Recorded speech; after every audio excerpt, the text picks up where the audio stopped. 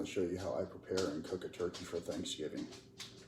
So I started off by spatchcocking the turkey already, and that's just to get everything kind of level and even. So now I'm just going to want to give it a firm little pop until you hear the breastbone crack.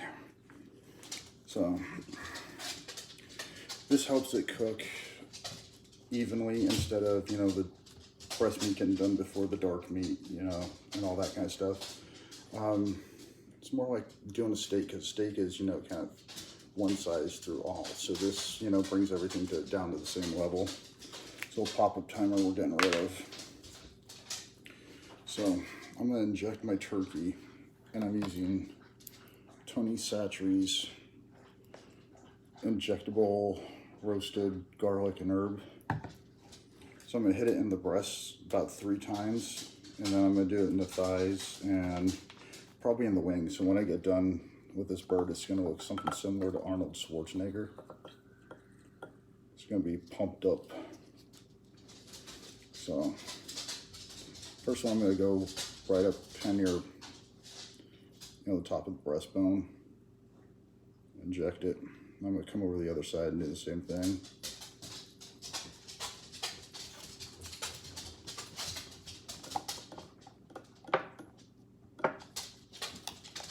I don't know what happened to my other injector that I had. I can't find it around the house anywhere. I had a real nice pistol grip one, and I just cannot find that thing for the life of me. I looked all over this morning. And you'll notice this turkey's starting to swell up, and that's what you really want. You want to get as much moisture as possible into the bird. The turkey is a very lean, very flavorless bird, so we're trying to do all we can to help out with the flavor. And it also helps keeping it moist. So on the thighs, I hit it around the outsides, usually just a little bit, and the thighs is all you really need.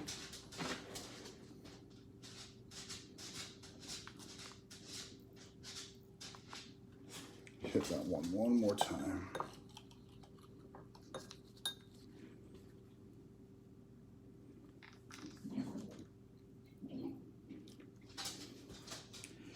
So Thanksgiving is coming up, and I am doing a bunch of cooking within the next, you know, few days. This turkey is actually going to go to the church tomorrow, and we're going to have a Thanksgiving meal there. How we've done it for the last 7-8 years since I've been there.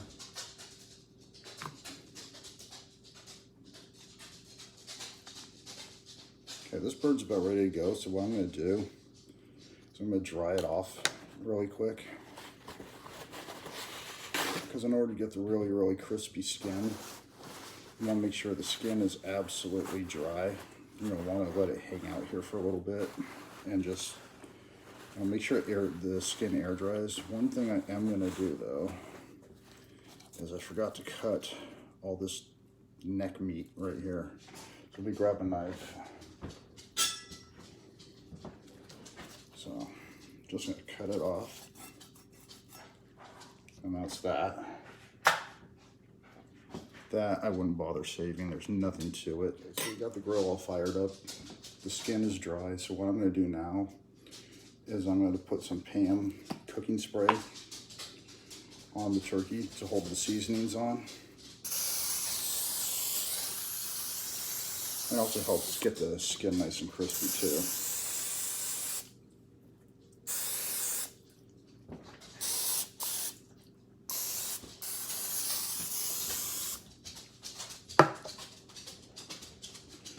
So what I'm using today for the seasoning is the John Henry's pecan rub, and it's a really nice sweet rub. It'll give a good contrast with the garlic and herb roasted butter injection that we did.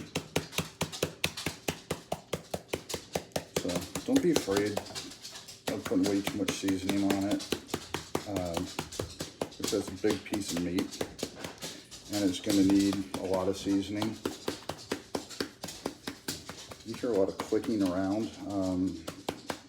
That's the dogs. They are playing right now. So if you hear some growling and barking, that's what that is.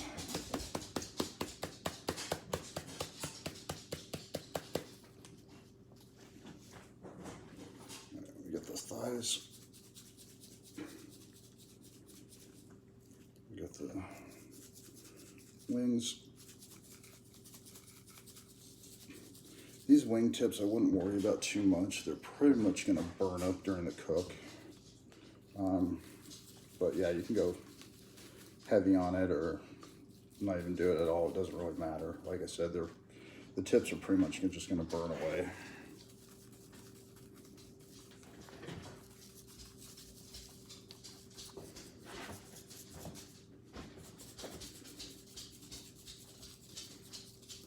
Okay. So what I like to do with my turkeys is I take the wings and I kind of fold them back under the bird.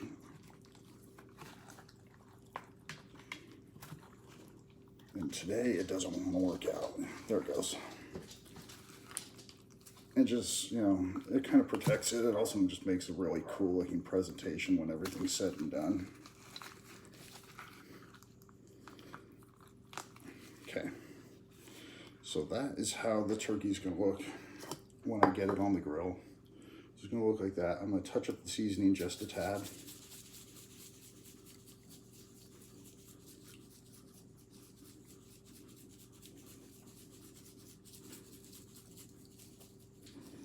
Okay, so I'm going to meet you guys out at the grill. Hey, so I'm back at the Yoder. So I'm going to put the turkey on the grill.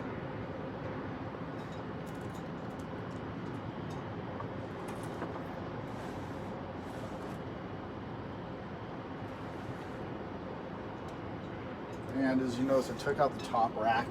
I probably didn't have to do that, but you know, just to give it a little extra room. And that thing right there, that's actually the that's a smoke tube. So you you shove pellets in there, you light it up with like a torch lighter, like this Burns-O-Matic.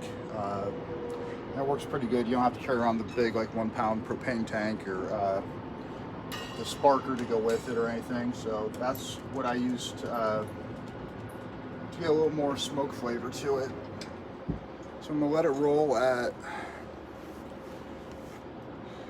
200 degrees for 1 hour, and then I'm gonna take that smoke tube out and crank it up to 300 degrees. So I'll see you when this gets done. All right, we're back.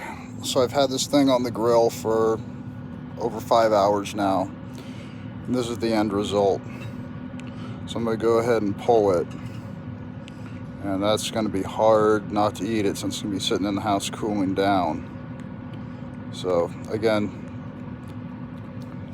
thank you for sticking around watching the video. Really appreciate it. Remember, this is barbecue. This is nothing complicated. You don't really have to think too much about what you're doing. Just have fun with it, experiment, give it a try. Have any questions, feel free to ask. I'll help you as best I can. This is Johnny from Smoky Q. See you guys.